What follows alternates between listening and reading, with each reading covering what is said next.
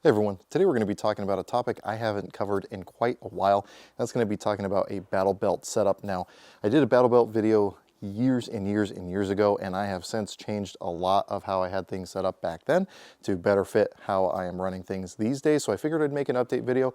Also, this will give me a chance to talk about the HRT Tactical duty belt. So this is something that they sent me almost a full year ago that I've been testing pretty exhaustively since then. I've run it through a couple competitions. I've been running it on the range for a long time. So I feel like I finally feel like I know it enough to be able to do my video on it. So we'll kind of kill two birds with one stone by talking about how I like to set up a belt, but then also talking about the merits of their specific belt system. So we're going to lower you down to my waistline so you guys can see what we're talking about as we go here and give you an idea of what might be a good setup for you. All right, so again, we're talking about the HRT Tactical. This is the ARC Belt, ARC belt from them. This is a very lightweight, minimalist belt system. I can even say when I first got the box, I knew what it was supposed to have in it. When I picked up the box, I figured they must have sent it in two different shipments because I didn't think it was heavy enough to actually have everything in there, being the inner and outer belt here, along with 2 pistol mag pouches and 2 rifle mag pouches. But let's go ahead and talk first about how we have this set up. So again, you can actually configure this in a couple different ways depending on what you want attached. But we've got an outer cobra buckle here, and then we've got an inner buckle that we have underneath there. I opted to go with both of those just to have a little bit of added security. That, and I like having the cobra buckle on the outside. But you can also simplify this down. Again, they give you a lot of different options to set this up. But basically, we've got like a carbon fiber inner belt, as you may have been able to see from this piece here. This is going to have these little notches cut out of it so that we can actually feed basically MOLLE type gear through there, so we can run whatever we want on there. And then you can see the working end of the cobra buckle I just have tucked in behind the belt just so that I can keep that in check as I go. Moving off to my left-hand side here, I've got 2 pistol mag pouches set up. These are the HRT pistol mag pouches. So far, I've only run double stack 9mm mags in them. I've got a Glock 17 mag and a SIG P320 mag just to show that you can run either or. You may or may not be able to use the larger 45 or like 40 or 10 mil mags.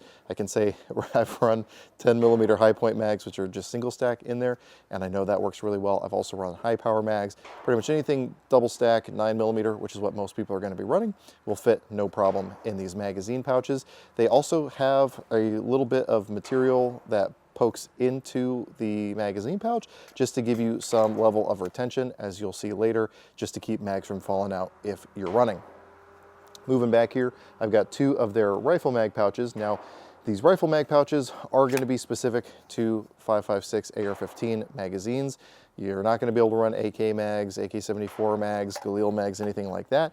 And I should say that the mag pouches are bi-directional, so whether you want to run bullets facing one way or the other, you can do that. So if you're lefty, it's not like you have to get different magazine pouches. With the rifle, whether you do the beer can or index finger style, you can run these magazine pouches however you want. I tend to run the beer can, so I have the rounds facing backward with rifle, pistol rounds facing forward for pistol. That's just what works for me. Now, obviously, you can adjust depending on what your needs are for fewer pistol mags, more pistol mags. If you're running pistol competition, you may want more of those. If you're running predominantly rifle stuff, you can prioritize those. 10mm high point mag, a little floppy in there. It's enough to be able to use it at the range, which is really all I'm going to do with a 10mm high point, but it definitely does not have any sort of retention. That would just fall out, but it does fit in there. And then just to show what other mags fit, obviously I've got the Duramag steel mag, which is going to be the same as any GI mag. We've got the Magpul mag, Lancer mags fit in there no problem. Pretty much any mag I would recommend is going to fit in these mag pouches no problem, as long as they're AR-15 mags. And they're also really easy to re-index. Because it stays open, I don't have to sit here and try to pry it open. They stay open, so I can very easily re-index my magazines if I'm doing a reload to conserve ammo. You'll notice as one thing that I don't have from the previous iteration of the battle belt is a knife setup. I'm still playing around with the idea of not having something on the outer belt itself, but just running something separate, because one thing you have to take into consideration with the belt is this is probably not going to be the only thing that I'm running. There's going to be other gear associated with it, not to mention what I already have in my other pockets. So, and I'm also not saying that this is how you need to set yours up. one size does not fit all when it comes to how your gear needs to be set up and what kind of gear you need. However, the belt itself does definitely give you a lot of adjustment. So moving back behind that, I've got a medical pouch here, and I've got a rubber banded on tourniquet. I've tried putting the tourniquet inside the pouch in some way, shape, or form. This is one of the little HSGI pull-out pouches. Works well enough for having minimal supplies and some shears on top of that, but I want something readily accessible theoretically from either side if I need to be able to access it for the tourniquet, but predominantly I'm going to be trying to reach stuff with my left hand, but it's still centrally located enough that I can still get to that with either hand if I need to. Medical supplies is definitely something you need to have. I always have it on me as well, usually in a cargo pocket or sometimes on an angle rig, as you guys have seen in the past. But again, something I think is vitally important. Now you'll notice as I turn around here that the base of my back, or the small of my back, is mostly empty. That is because I also want to make sure that I can actually sit down comfortably without having to rearrange or shift things around. You know, I see sometimes people get really crazy because all they ever do is stand around at a range when they have this kit on. They never actually try to sit down, and that stuff is definitely going to get in the way if you try to do that. Now moving around to my right hand side here, you'll notice there's a lot of empty space, and that is because I want to have nothing that obstructs the access to my handgun. Now, if I've seen people run like extra tourniquet pouches on the front of their Safariland holsters, like the one I have here. This is a Safariland, started as a mid-ride holster for the Glock pistol. I've got my Glock 45 with an optic and an X300 on there. I have the QLS system on here though. That way, if I want to, if I can do this here, I can take this holster off, put a different pistol holster on there if I want to, and then just be able to click it back into place. And it's a super secure system and gives me a good retention holster for outside the waistband. And you'll notice I don't have this crazy far down. I have the top of the grip about even with the top of the belt. I just need to be able to clear under body armor if I'm wearing it. And I don't want it so far down that if I'm running, it's just flopping back and forth. I see people go way too low, especially if they're new to battle belt setups, and that just causes a whole lot of problems. You know, I was just doing a drill where I was running to the 50-yard line from the target and then running back.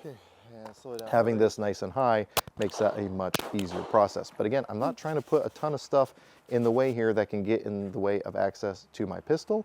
This is something that if I need to access it, I need to access it quickly, and I don't want things getting in the way other than just my simple retention system that comes on the ALS system from Safariland. Now, if I wanted to, moving a little bit further forward, this would be a good place to add some sort of knife if I wanted to, because as long as it doesn't get in the way of the holster. And if I were to add anything else, it would probably be a dump pouch somewhere in this location where when it's collapsed, it's not getting in the way at all. But a dump pouch is definitely something that is being omitted from this belt system right now. Not necessarily intentionally, it's just I haven't found a good system for doing that. So that's how I have this belt set up. I have another belt set up for when I'm running AK mags and other magazines that don't fit into these AR-15 mag pouches, and it's going to be set up in almost an identical way other than having a dump pouch located back here. And this is just the way that I've liked to run my battle belts. It's relatively svelte, so if I had to, you know, be able to, again, sit around, wear it all day long, it's something I can easily do. But it's also something that gives me access to stuff a lot faster for reloads, whether that be pistol mag reloads, rifle mag reloads. It's all readily accessible here. Again, one size does not fit all. It all comes down to what you want to actually have on you. So again, do with that information what you will. Now I'm going to lift the camera back up to my eye level because my eyes are up here, and we'll talk about more of the belt itself and how this belt works. All right, so I took the belt off, came under the shade just so we can talk more about how this belt actually works. So we've got 3 different pieces for this belt. We've got that, it'll be easier to see from this side. We've got the kind of carbon fiber endoskeleton, if you will, although it's on the outside, so I guess this portion's the exoskeleton of the ARC belt. This is kind of the secret to the magic. This is how it can be so robust and rigid without being excessively heavy, because that's always a balance you got to strike. Now, This does increase cost, but again, it makes it very rigid and very light. Now again, you'll see that there are sections cut out, spaced out, similar to MOLLE. That way, when I'm actually attaching things to the belt, it can be looped through that and then basically attached to that integral skeleton, making it very, very secure. Now, if I move over here, you'll see that we've got this sleeve that wraps around that inner belt.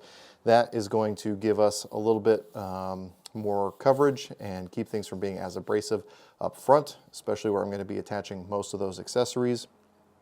So, and it's also going to add your camouflage so we can be tactical out there, because if we're not tactical, what's the point? Then with both of those, we've also got an inner belt. Now this inner belt basically keeps that exoskeleton portion out here from really rubbing up on your clothing and scratching that up, but it's also going to give you retention depending on what type of accessories you're doing by pinching it in between the Velcro of these portions.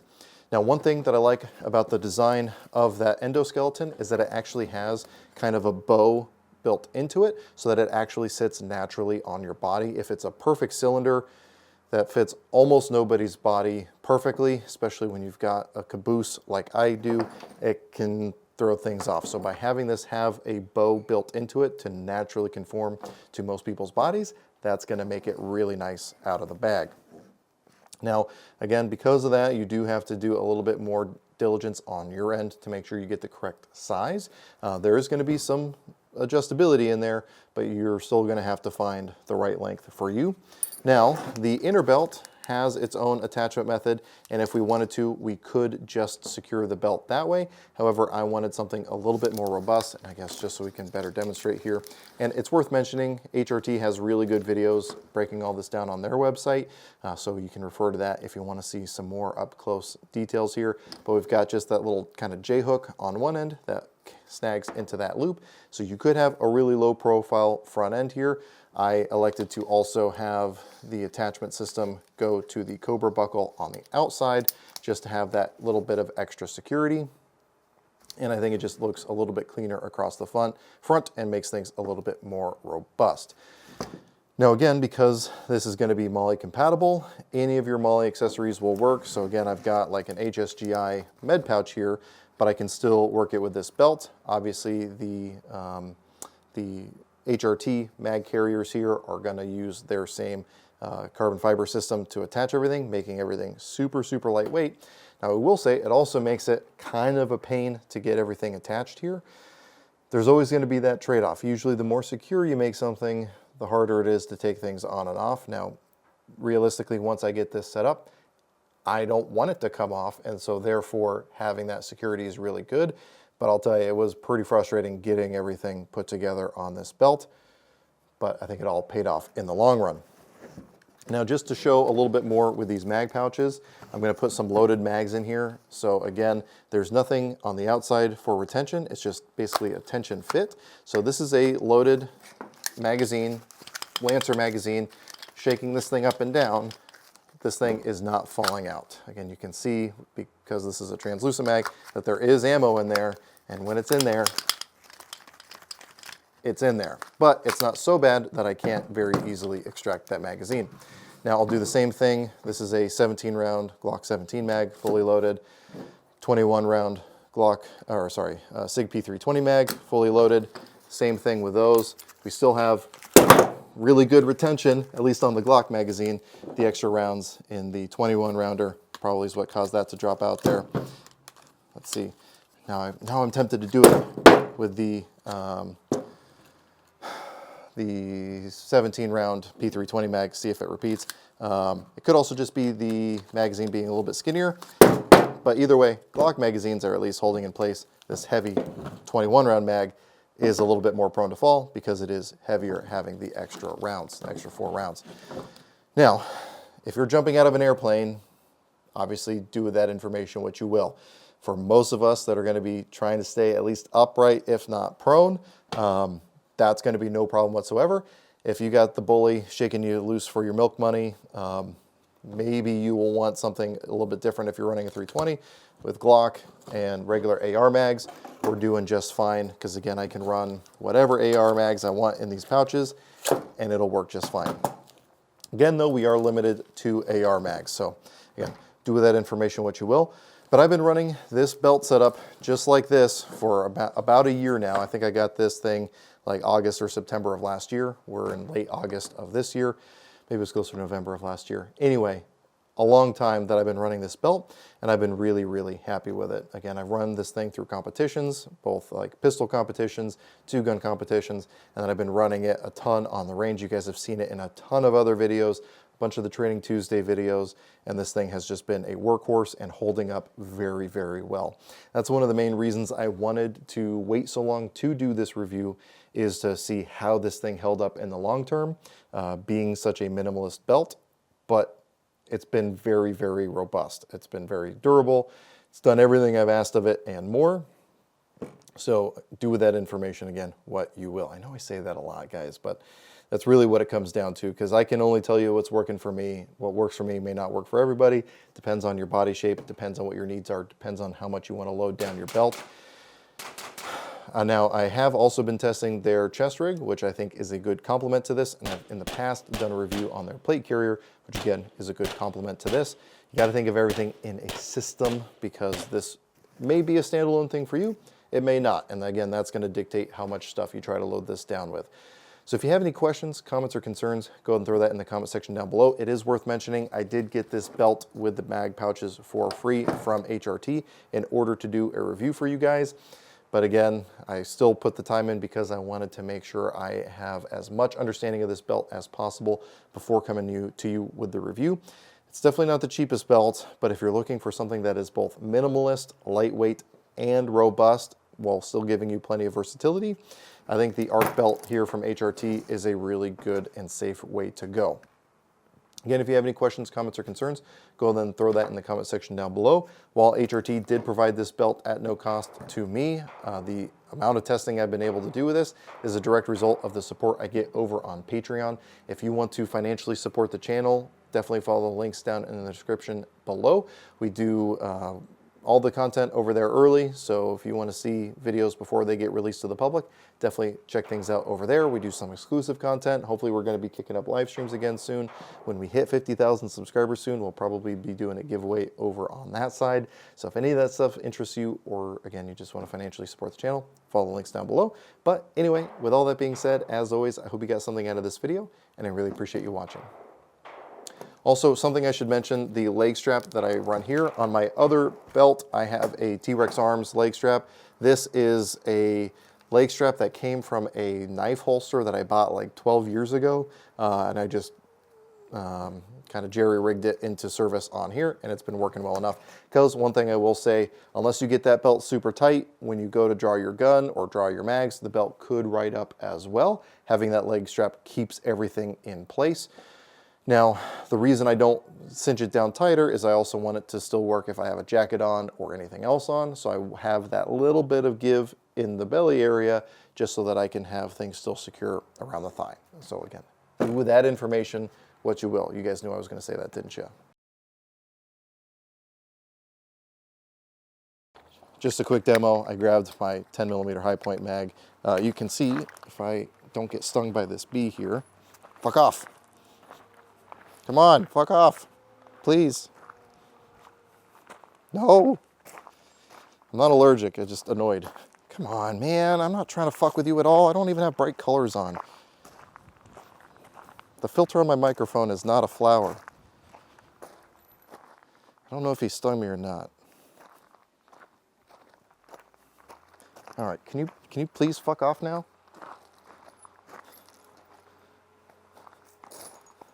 I got the power of Christ and anime on my side. Okay, so